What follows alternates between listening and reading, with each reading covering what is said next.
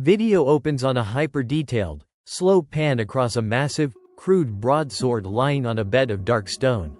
The blade is scarred, pitted, and impossibly thick. The black and white art style is reminiscent of Kentaro Miura's Berserk, with intricate cross-hatching and deep, oppressive shadows. The only sound is the low, mournful drone of a cello and the faint crackle of a distant fire. Voiceover, a deep, calm, gravelly voice. Measured and philosophical, there is a feeling that stalks the ambitious. A cold dread that settles in the marrow when you stand at the foot of the mountain you have sworn to climb. It is the silence in the room after you have declared your grand purpose. The weight of the empty barbell. The stark white of the blank page. In these moments, you take inventory of yourself. You assess your tools, your strengths, your skills, and you find them wanting. This feeling has a name. I call it the infantryman's despair. It is the chilling realization that you are a foot soldier, armed with a short sword and a leather shield, staring across a muddy field at a charging behemoth of plated armor, demonic fury, and overwhelming force. You are not equipped for this fight. Not even close. Stay with me. For this is not a lesson in defeat. It is a lesson in blacksmithing. By the end of this meditation, you will not be given a magic sword. You will understand the brutal, necessary alchemy required to forge your own. The camera slowly dollies in, focusing on the texture of the sword's hilt, worn leather wrapped tightly around the tang. The detail is immense.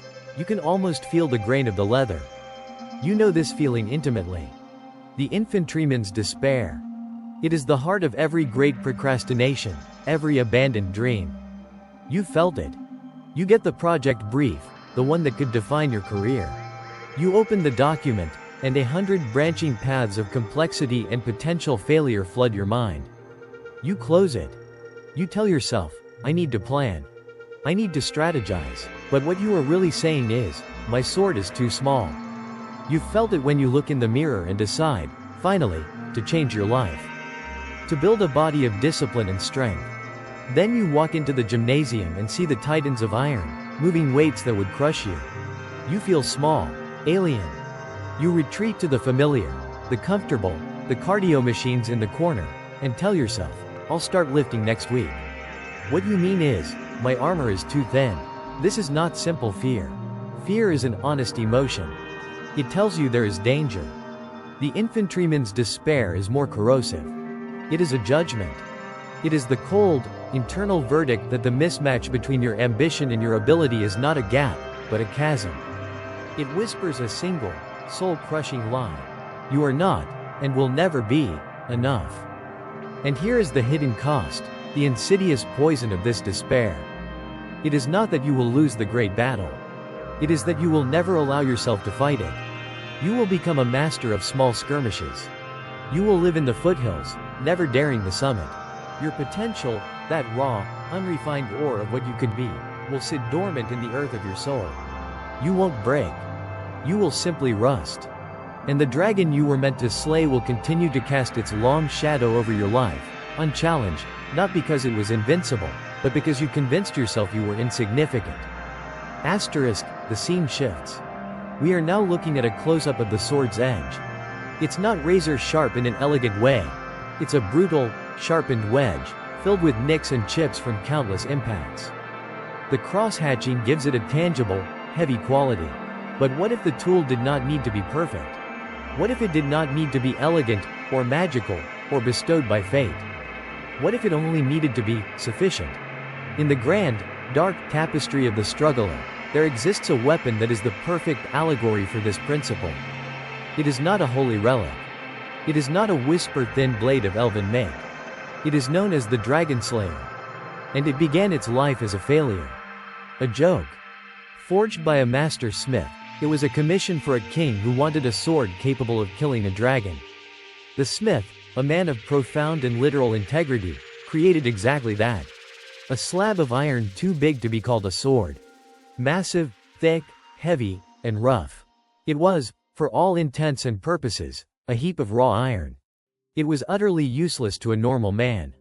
It was a monument to an impossible task, and it was cast aside, forgotten in a corner of the armory.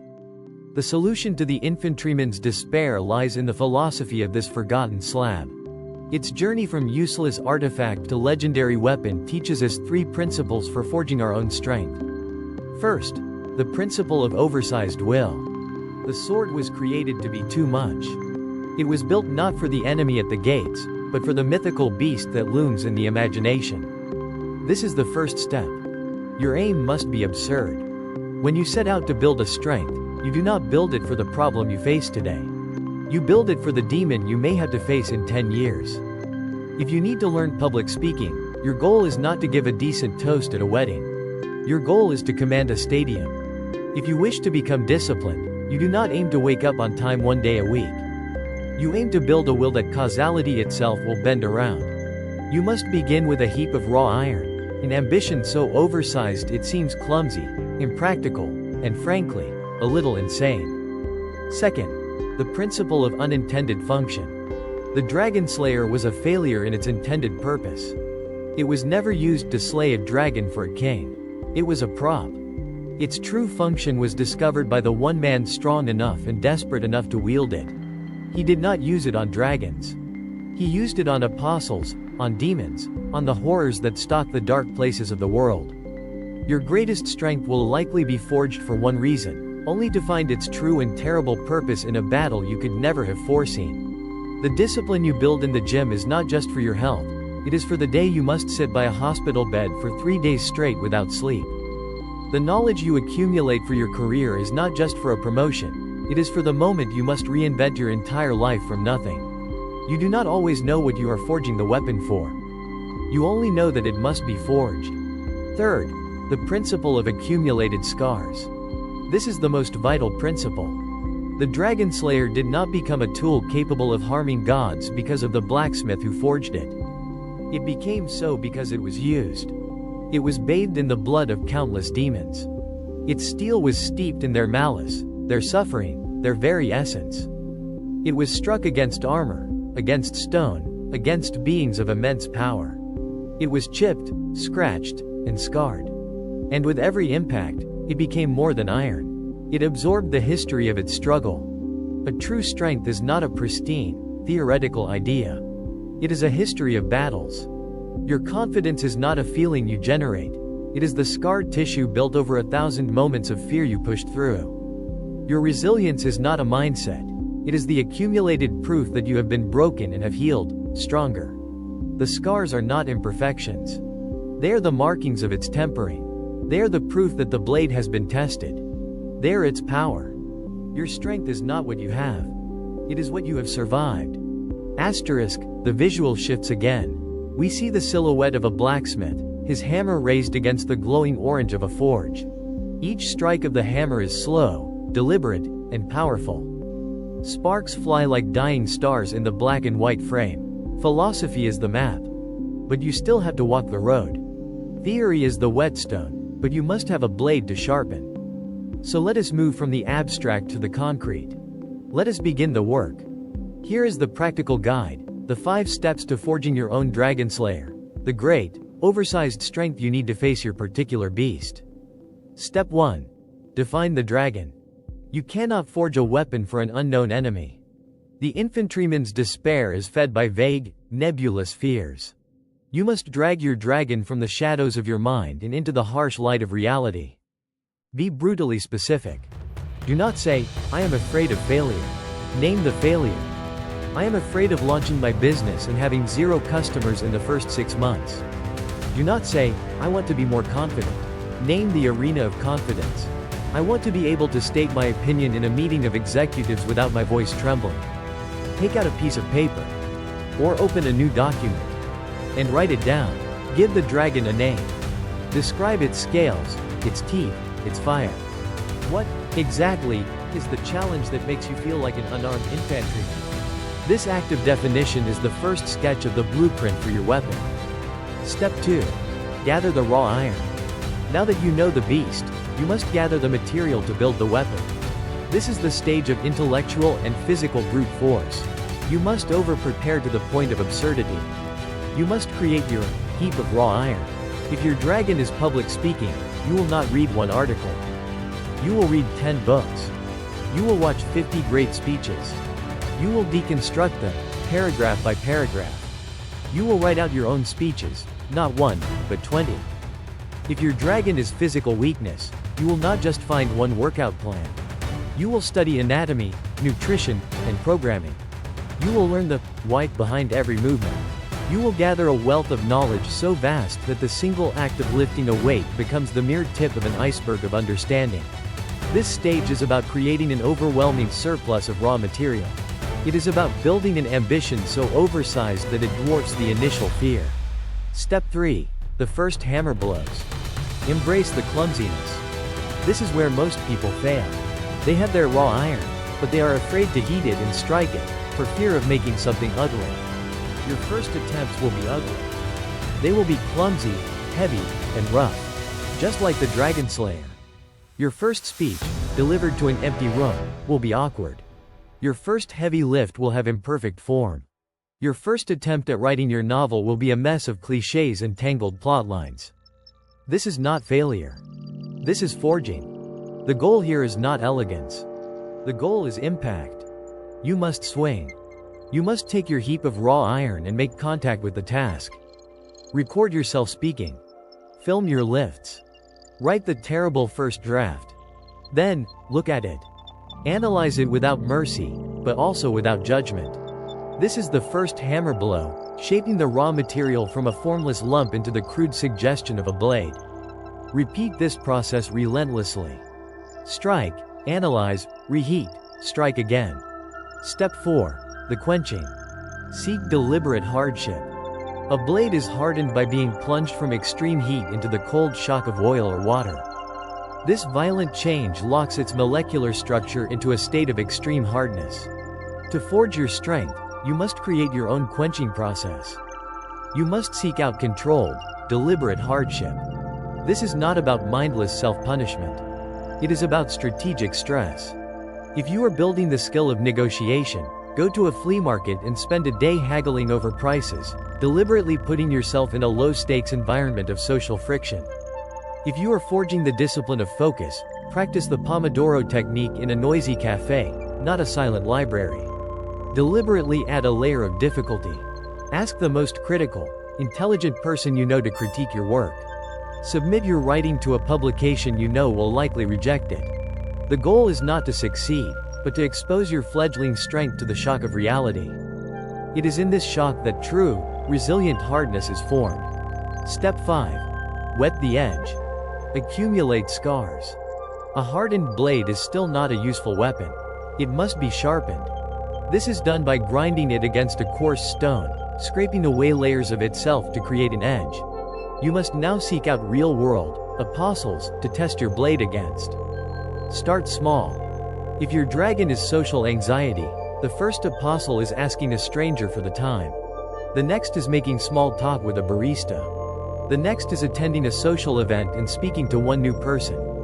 Each interaction, especially the ones that go poorly, is the whetstone. The awkward silence, the rejection, the moment of panic, these are not failures. They are the abrasive friction that sharpens your edge. Document your scars. After a difficult encounter, write down what you learned. I learned that my voice gets high when I am nervous. Next time, I will focus on breathing from my diaphragm. I learned that failure in this context is not fatal. It is merely uncomfortable. You are not trying to keep your blade pristine. A polished sword in a glass case is a decoration. A scarred, chipped, razor-sharp blade that has seen 100 battles is a weapon. You must welcome the scars, for they are the story of your strength. They are the proof that you have done more than just plan. You have fought. Asterisk. The camera pulls back from the close-up of the Dragon Slayer. We now see the full sword, and behind it, a vast, dark, and empty landscape under a starless sky. The image is one of profound isolation and immense scale. There is a grim beauty in this process. The proof of its efficacy is carved into the very narrative of the struggler himself. The Dragon Slayer began as a tool. But through its ordeal, through the endless nights of slaughter, it became something more. After being used to kill so many apostles, so many creatures of the astral plane, it became saturated with their essence. The sword that could not harm a god in the beginning, was eventually so tempered by its journey, so deeply scarred by the supernatural, that it began to exist on both the physical and astral planes simultaneously. Its history gave it power. It became a weapon that could wound causality itself. This is not mere fantasy. It is a perfect metaphor for a profound psychological truth. The concept is known as antifragility. The modern world teaches us to seek comfort, to build robust systems that resist shock and stay the same. A concrete bunker is robust. But the human spirit, at its best, is not robust. It is anti-fragile. A teacup is fragile. Under pressure, it shatters. A steel ingot is robust. Under pressure, it endures. But a bone, or a muscle, is anti-fragile. Under the right amount of stress, the stress of lifting a heavy weight, it does not simply endure. It breaks down and rebuilds stronger than it was before. The forging process I have outlined is a deliberate, systematic application of anti-fragility to your character.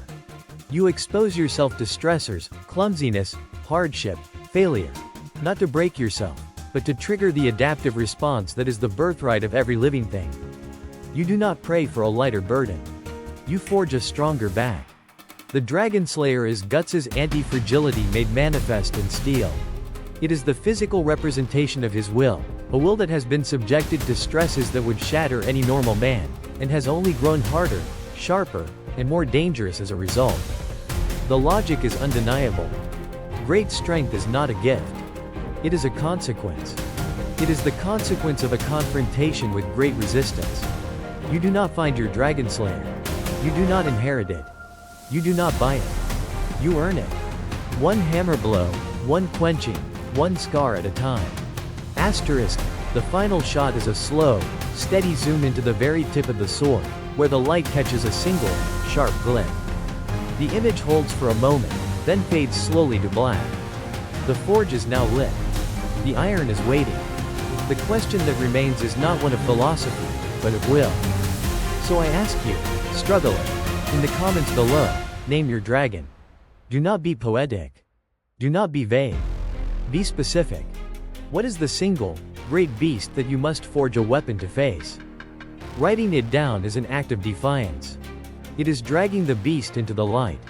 And in doing so, you will see by the comments of others that this battlefield is crowded, and you are not alone. If these ideas resonate with the iron in your own soul, if you too walk the path of defiant will, then join this sanctuary. Subscribe. We are the blacksmiths, the infantrymen, the strugglers who choose to face the charge. Now that you understand how to forge the weapon, you must learn the nature of the will required to wield it, day after day, through the long night. To continue your training, I have prepared a session on the very source of this power. Watch the video on your screen now. The psychology of the black swordsman. How to endure the unendurable. The night is long. The work is hard. Begin.